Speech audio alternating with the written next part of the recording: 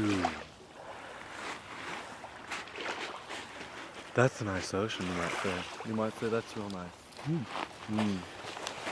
What is it? Corinthians. We're in Corinthians, Corinthians. The new city, not the ancient one. We're going to head there next. And today is what, the 5th? Yeah. February 5th, 2014. And you can see here in February, Greece is pretty much just normal. No tourism, nothing crazy. And cool to check out, cool to kind of see how things are after the hustle and bustle's done.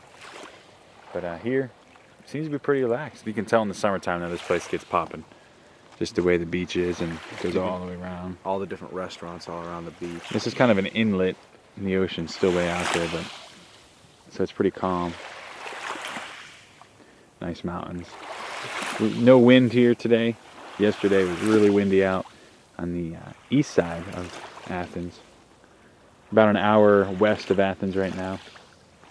We're gonna keep on heading down south.